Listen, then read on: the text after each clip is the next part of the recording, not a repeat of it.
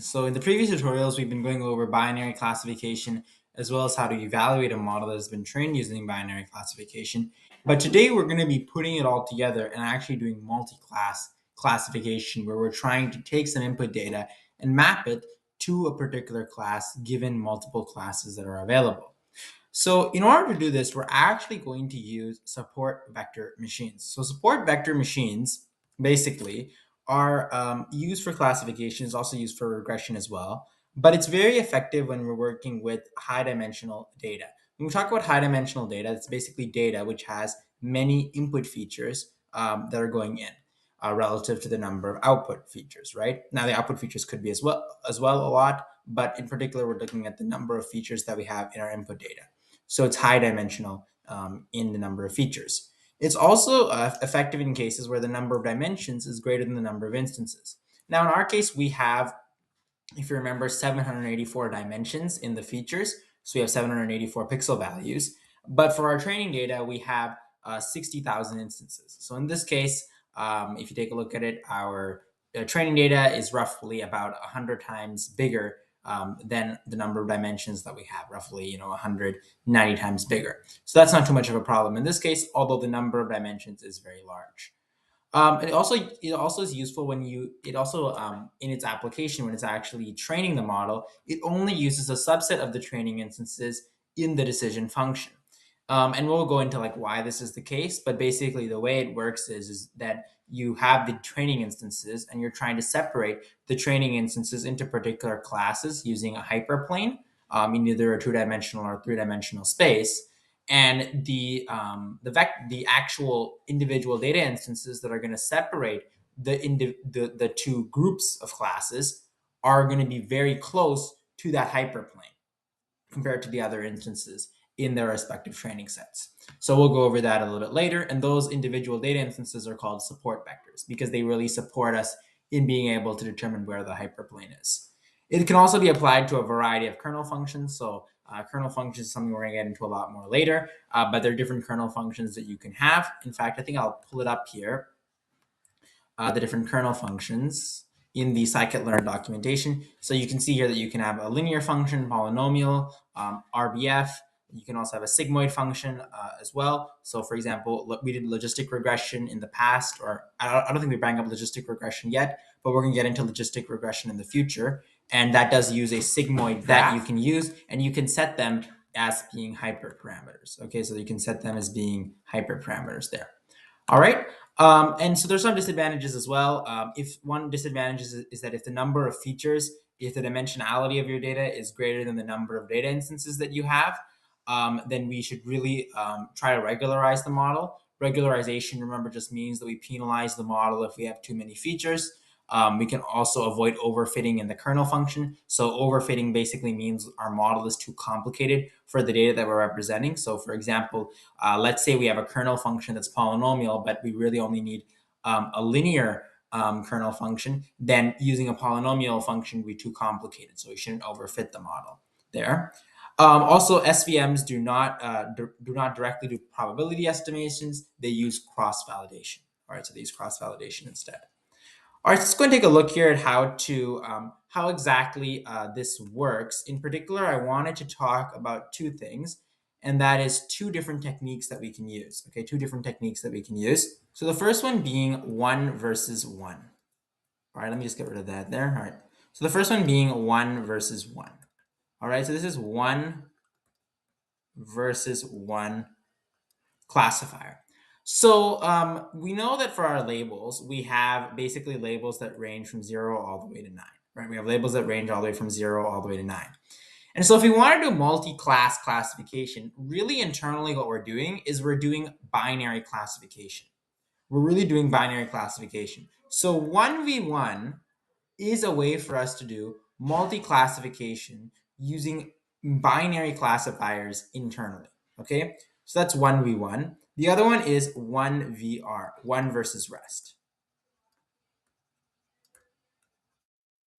Okay, one versus rest. And so for one versus rest, basically the way this works is you're gonna have different data instances. So you're gonna have 0 all the way to 9 as being your labels, right? And what you're going to do is you're going to do a binary classification where you're going to send to the model 0. And then for your second one, you're going to say not 0, right? So you're going to send in all the data instances that are 0 and then send in all the data instances that are not 0. Well, if something is not 0, then that means it's 1, 2, all the way up to 9, right? And so on and so forth. So you do 1, comma, not 1. So 1, comma, not 1, that's going to be 0, comma, and then it's going to be 2 going all the way up to 9, right? 2 all the way up to 9. So you can just do dot, dot, dot. And then you do 2, not 2, and then you're going to get 0, 1, and then you're going to get 3, dot, dot, dot, 9. And you do that so on and so forth until you go all the way up to 9. So that's what you're going to stop at, 9 and then not 9. Okay? So this is how a 1v1 classifier works. You're going to perform a binary classification on each of these. And then once you do that, you're obviously going to get a decision score. We talked about decision scores in the previous tutorial at length. And when we talk about decision scores, remember, each of these binary models is going to give us a decision score. So remember that for our binary classifiers, we normally will have a threshold at 0, right? And so we will have a number that's going to be greater than 0 based on which class it is, based on whether it's positive or based on whether it is negative. And so each of these will give us a decision score. It'll give us a decision score. So each of these models, okay? Whichever one has the highest decision score of all of these, that's the one we're going to take in and say, that's what the number it is, okay? Whichever one is positive, or obviously positive, not negative. The largest positive, or that's kind of a little bit, obviously if it's the largest one, it's going to be positive. But the largest positive one, that's going to be the one that we're going to say is the number. So that's going to be the actual number. That's going to be our label. Okay, so that's how that's going to work. Okay, so you do a binary classification, basically saying is it 0 or not 0? Is it 1? Is it not 1? And do a binary classification. Whichever one gives you the strongest positive decision score, that's the one that you're going to choose as being the label. Okay, so that's how 1VR works, one versus rest. All right, so you're comparing everything to everything. When we say rest, anything that's not 0 is going to be everything else. So this is one way of doing multi-class classification. The other way, that's also another interesting way, is one versus one. Now this is a little bit more complicated. For this one, we're going to train n times n minus 1 all over 2 classifiers. Okay, so in our case, how many classifiers is this going to be? Well, it's going to be 10 times 10 minus 1 all over 2. So it's going to be 9 times 10, that's 90, divided by 2, that's 45. So we're going to train 45 classifiers since we have 10 classes. N is basically referring to the number of classes we have, not necessarily the number of labels we're going to derive. We're obviously going to try to derive one label, but these are the number of classes. So we're going to train 45 different classifiers, whereas here we trained only 10 classifiers. So here we're doing n times n minus 1 over 2. Here we're just doing n classifiers. Okay, and so because of that, this is going to be n squared time complexity, right? So the OvO is going to be n squared time complexity. This is going to be n as being the time complexity of the algorithms. Okay, so let's talk about how each of these work one by one. All right, so let's start off with how exactly the pairing is going to work. So how are we going to get these 45 classifiers? Well, this is 1 versus 1. So just thinking about this intuitively, we can do, for example, 0 versus 0, I should say 0, comma 1, 0, comma 1, and then 0, comma 2. And then we just keep on going, and then we say 0, comma 9. And then once we're done this ordering for this one, we can then do 1, comma 1, comma 2, right? Or sorry, 1, comma 2. And then we'll just keep on going for this one all the way until we reach 1, comma 9. And then we'll just start it again for everything else. And the reason, by the way, why it's n minus 1 and not just n is because of the fact that notice that when I started this iteration right over here, I didn't repeat the one that I had over here. So I didn't just do 1, comma 0, because that would be the same thing as the one we had before. That's the reason why we do n times n minus 1, because every single time we're just subtracting 1 from the number of ones we did in the previous round for any particular number. Okay, so that's how it's going to work, and then you're going to get basically that many classifiers. And then once you have that classifier, and all of this, by the way, happens during the fit. Okay, so during the fit, so the dot fit method. So this all happens during the dot fit method. So remember, this is not when we're predicting. This is during the training process. During the training process. So this is the dot fit training process. Now, just the way it works very simply, I was talking about how hyperplanes work and everything. But basically, what we're trying to do is we have different data instances, right? We have different data instances. And I'll just color these with different colors. And we have them plotted here, let's say in an XY plane, right? Let me just make that a little bit better there. We have them plotted here in an XY plane. Okay? What we want to do is we want to get a hyperplane that will most easily go in between these two vectors, okay? Let me just try to draw a straight line here. So easily go in between these two vectors. What were we talking about when we talked about support vectors? We said here that we use a subset of the training instances in the decision function. And those subset of training instances are called support vectors. So the support vectors in this case are the vectors or the data instances that are closest to the hyperplane. So you see here, these are the ones that are the closest to our hyperplane. Those are your support vectors. That's why we say we only need a subset of the overall data set. Okay, so this is a subset, and this is the entire set, right? So that's what we're saying. That's why we're saying we only need a subset of the individual training instances. And so we were able to draw a hyperplane. And then what we're able to do is that when someone wants to predict something, right, we then insert that and see which side of the hyperplane it's on and see which one what's the decision score for that individual new instance. Okay, so now for this training process, keep in mind that since we're training 45 different classifiers, so we're training 45 different classifiers, the training data that we're using, for example, for 0, 1, those ones are only the data instances in our overall set of data that have labels of 0, or 0 or 1, right? 0 or 1. So if we have a huge training set of data, right?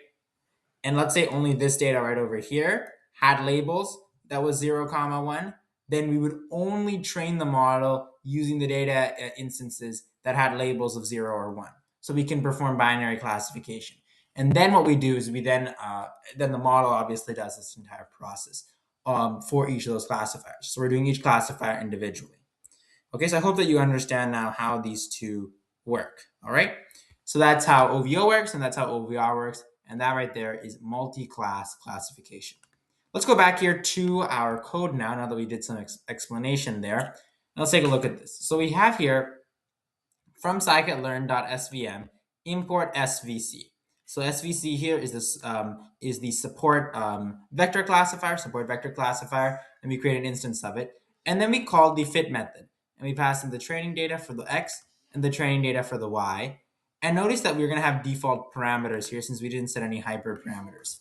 So you notice here that our kernel function by default is rbf. So if you take a look at the scikit-learn documentation here, if you go to supervised learning and then go to support vector machines, you'll notice that a kernel function can be any of the following, and by default it's going to be rbf. And from there we're going to call the predict function on that model. Now I will say that this model does take a long time to run on 6,000 instances, because remember, you're really training 45 classifiers underneath it, right? So because you're training 45 classifiers underneath it, it's going to take a very long time, right, to go through this. So it took me almost, I think, about 30 minutes or so just to be able to run that fit function.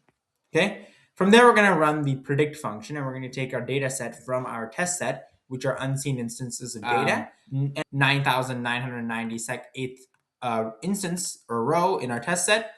And then we're able to get a prediction of 5, which actually is correct. It turns out to be correct. And then from there, we then got a decision function. So the decision functions. So remember, we're going to get a decision function for each of those. Now, when you get the decision function, you're going to get 10 different decision scores. And the one that's the greatest is the one that you're going to take. Okay, so the one that's the greatest is the one that you're actually going to take. Now, by default, SVM, the SVM classifier does use OvR, OVO, right? So it does use OVO by default. And then you get those different 10 different decision scores. And then from there, you can also take the classes property, so all the different classes that you have. And then from this, you can take the one that has the highest individual value associated with it. So in this case, that's going to be the number 5. And so we got the argument of 5, or sorry, not the argument of 5, but the position of 5, right? So the 5th position in our classes there. So you're able to print that out there. And then we can also do a 1VR classifier. So 1VR classifier, so that's the one that we described right over here. That's one we described right over here, where we're just basically saying, is it the value or is it not the value? Okay. And then once we do that, we're able to then call the decision function on that data instance. So call the decision function on it, and then you're going to be able to get a decision score. And then once you get that decision score, so remember, it takes the decision score that's the highest decision score. You're then able to do cross-validation. So do cross-validation on that data using that SGD classifier that we just created using 1VR classification. And you see here that the scores are very high. So in this case, we have 3 different scores due to the fact that our CV parameter is equal to 3. So we're basically splitting it into basically 3 equal parts. And then we're training the data on 2 of them, and then we're testing it on the other one. So you do have high scoring accuracy. Now remember, this scoring accuracy actually doesn't mean something, because if the classifier was just simply doing it randomly, then that means that you would have a 10% accuracy. Whereas now, since you have 10 labels, and each of them roughly occur at roughly 10% of the overall training set, an accuracy scoring of 86% is good. But remember, you can do more error estimation as well, and get a better accuracy score as well. And then we'll run through some of these in the next tutorial as well, and then get into some error analysis and how we can actually use a confusion matrix on the results of multi-class classification. And that's actually a little bit more complicated than a 2x2 confusion matrix. It's not really that complicated, actually, if you just think about it. It's just basically a bit bigger. It's actually a lot bigger than the one we did for confusion matrices. But it is very interesting as well how you can do create a confusion matrix for multi-class classification. You can do like a basically it's basically going to be a box, right? And the box is going to be the number of rows will be the number of classes. So the number of classes in our case is n, right? And the number of rows is going to be n. So n times n, it's going to be an n times n matrix of rows and columns with the actual values on the rows, and then the predicted values on the columns.